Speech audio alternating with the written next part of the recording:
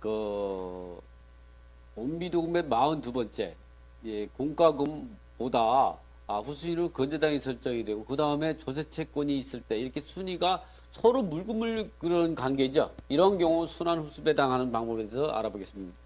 제가 칠판에서 한번 기본적으로 설명을 드리고 이번에도 마찬가지로 좀 전에 제가 이제 여러분들한테 이제 컨디션이 좋을 때 멋있게 해놨던 부분들을 여러분의 동영상으로 틀어드리면서 하고 마지막은 제가 이제 최근에 낙찰받았던 지분 공매로 여러분들에게 입찰에 들어가는 방법 그리고 어떻게 하면 성공하는가 이 부분으로 마지막으로 여러분들에게 방송할 예정이니까 기대하시고 기다리세요. 자, 왜 우리가 그래도 지분으로 낙찰받으면 경매든 공매든 그동안 또 공매로 낙찰받으면 수익이 더 많아지는 거죠.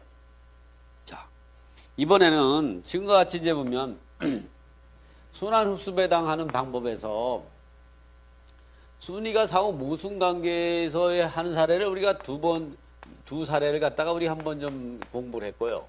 이번에는 이제 마지막으로 이제 서로 물고 물리는 순환 관계, 즉 A는 B보다 우선하고 B는 C보다 우선하고 C는 A보다 우선하는 이런 관계가 있을 때, 즉 이렇게 되는 거죠. 이 공과금이 법정기 납부기한이 건재당보다 등기 날짜보다 우선하는 공과금이 먼저 있고 이 건재당권자가 조세채권이 법정기일보다 빠른 건재당이 있고 이 조세채권은 항상 공과금이 우선하는 거죠. 이 조세채권은 일반 세금을 말하는 당해세 같은 경우는 당연히 뭐 법정기라고 상관없이 건재당보다 우선하니까 납부기한이 공과금이 납부기한이 5월 10이다. 건재당권의 등기일이 6월 10이다. 조세채권의 법정기일이 7월 10이다. 뭐 이렇게 가정을 한다면 이 공과금은 건재당을 이기고 건재당은 조세채권을 이기고 조세채권은 항상 이 공과금을 우선하기 때문에 이렇게 순위가 상호 모순 관계에 있다. 이럴 때에는 딱히 우선할 때 1차적으로 동순위를 보고서 안분배당을 하죠. 그래서 안분배당하는 방법은 이 공과금이 배당할 금액에다가 곱하기 전체의 채권액의 합계를 분모해 놓고 이 공과금의 채권액을 분자해 놓고 곱하면 1차 안분배당액이 나오는 거죠. 그리고 건재당권의 금액은 배당 금액 곱하기 전체의 채권액의 합을 분모해 놓고 이 건재당권의 채권 금액을 분자해 놓으면 건재당권의 1차 안분액이 나오는 거죠. 조세채권 같은 경우도 배당할 금액에다가 전체의 채권액을 분모해 놓고 자기 조세채권의 금액을 분자해 놓으면 1차 안분액이 나오는 거죠. 이렇게 해서 1차 안분배당을 하고 2차 흡수배당 절차를 거치게 되는데 2차 흡수배당에서는 어떻게 되느냐. 이 1, 2, 3 중에서 우선변제권이 1, 2, 3 중에서 우선변제권이 있는 사람이 먼저 이 2차 흡수배당은요 우선 변제권이 있어야 합니다. 우선 변제권이 없는 일반 채권자, 가압류 채권자나 강제규모 시적 채권자 이런 것들은 흡수할 수가 없죠. 그래서 이렇게 우선 변제권인 중에서 누가 먼저 하느냐, 제일 선순위가 먼저 하는 거죠. 그리고 그 다음에 우선순위, 그 다음에 우선순위로 내려가는 겁니다. 위에서부터 흡수할 사람은 흡수당하는 사람 누구냐, 제일 여러한 사람부터 흡수당해서 올라오는 거죠.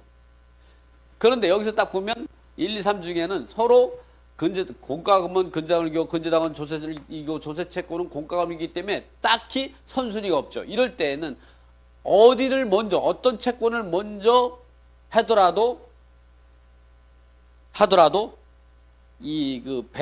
순환 흡수배당은 똑같은 결론이 나옵니다. 그런데 우리가 보면 순서대로 하는 게 좀 이쁘죠. 이럴 때 공과금을 먼저 하고 그다음에 건재당을 하고 그다음에 세 번째 조세채권 이렇게 순서로 해도 되고 아니면 뭐 조세를 먼저 돌려도 되고 그다음에 건재당을 돌리고 그다음에 공과금을 돌리든 아니면 뭐 2번을 먼저 돌리고 1번을 돌리고 3번은 똑같은 결론이 나온다. 이거는 어쨌든 이런 방법의 순환 흡수배당을 돌린 부분을 제가 여러분에게 멋있게 촬영하는 부분을 여러분들에게 한번 동영상 다시 돌려드리면서 아까와 같이 지금 동영상을 한 7, 8분 정도 될 겁니다. 그 부분 한번 여러분한테 보여드리겠습니다. 자, 한번. 자, 순환흡수배당에서 지난번에 얘기할 때는 방금 전에 했던 방송은 순위가 상호 모순관계에서 순환흡수배당을 하는 방법을 제가 천천히 알기 쉽게 말씀드렸습니다.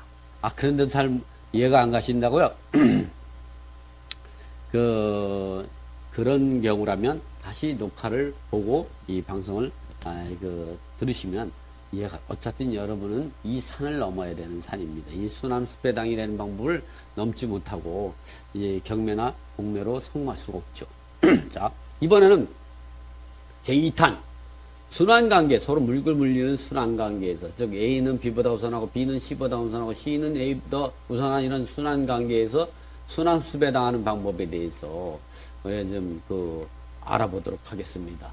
그래서 이 부분 같은 경우는 제가 이제 보면 책에 없는 내용인데, 이 부분을 제가 이제 칠판에다가 문제를 만들어서, 그러면 여러분도 이렇게 하다면 여러분 같은 경우도 저와 마찬가지로 할 수가 있는 거죠. 자, 이렇게 순환관계, 서로 물고 물리는 순환관계에서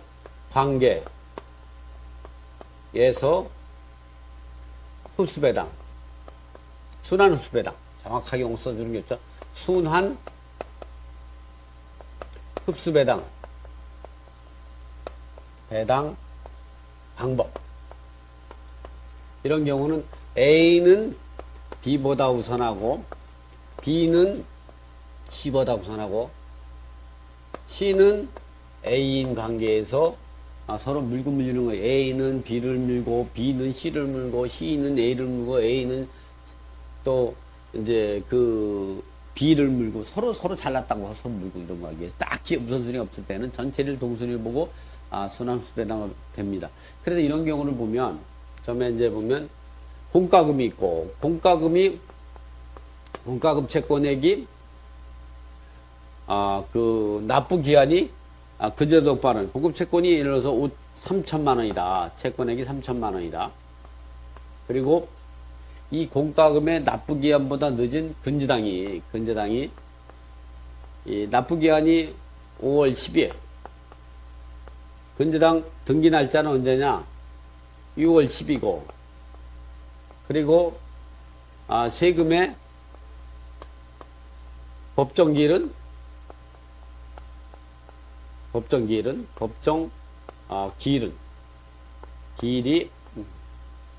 7월 10이다.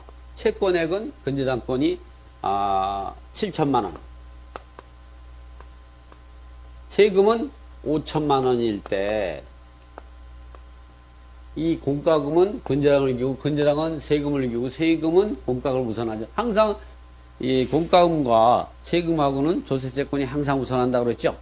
이럴 때는 이 배당 금액이 얼마냐? 1억 원 갖고 전체 채권액이 1억 5천이니까 1억 갖고 해보면 되죠.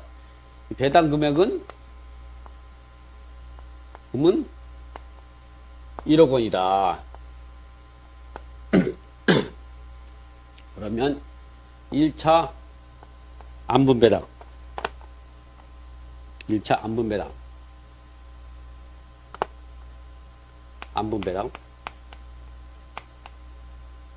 배당은 1번 공과금, 2번 근저당, 이게 번호를 매겨놓고 하면 아무래도 정리가 좀 되죠. 자, 그래서 1번 공과금은 배당 금액이 1억 원이라고 했죠. 1억 원 곱하기 전체 이체권액은 3천, 7천, 1억 5천이 되는 거죠.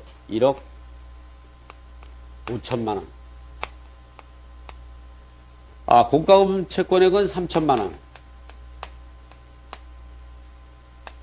그 다음에 두 번째는 근저당.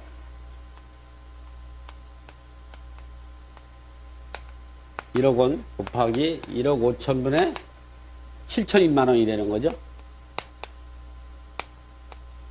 3번은 세금이죠. 세금도 배당 금액은 1억 같고 분모는 뭐 다 1억 5천 맞고 세금은 5천만 원입니다. 이렇게 5천만 원을 갖고 여기는 1억 5천만 원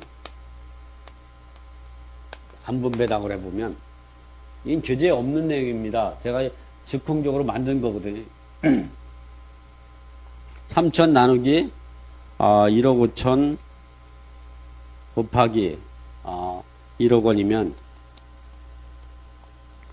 2천만 원이 되네요. 2천만 원.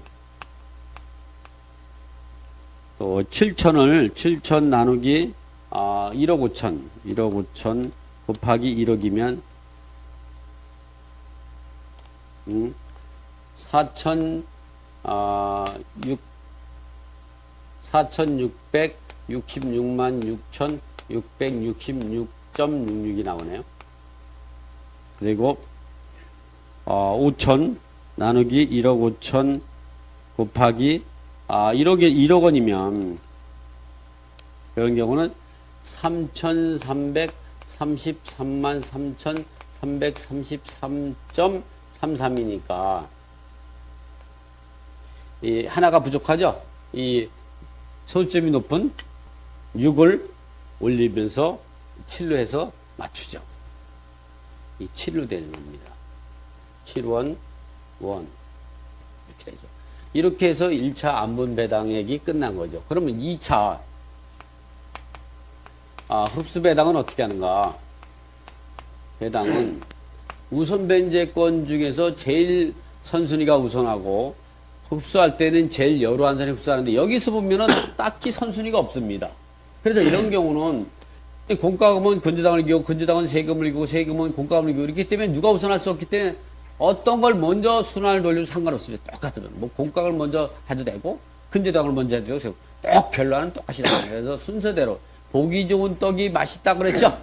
그래서 여러분한테 이와 같이 1번부터 돌립니다. 공과금. 그래서 그렇죠. 뭐 1공과금. 그러면 1차 안분액이 2천만 원이죠. 1차 안분액. 그리고 이 안분 부족이 얼마냐면 3천에서 2천이니까 1천만 원이 부족하죠. 1천만 원은 자기보다 후순위는 근저당권자가 후순위고 세금은 자기부터 선순위예요. 그 세금이 가지고 있는 금액 1차 안분배당 4,666만 6,667원 중에서 자기의 안분 문제 1천만 원만 흡수할 수 있는 거죠. 1천만 원을 2를 흡수, 2번을 흡수. 그 다음에 자기보다 선순위 채권자 세금이 얼마가 필요한지 몰라요. 아직 순환을 못해. 그래서 이거는 물음표로 이렇게 적어 놓고 그리고 나가지고 이거는 이제 금액이 얼마인지 모르니까 이거 종결 이렇게 되는 거죠. 그 다음에 두 번째로는 근저당권 같은 경우는 어떻게 하냐. 근저당 같은 경우도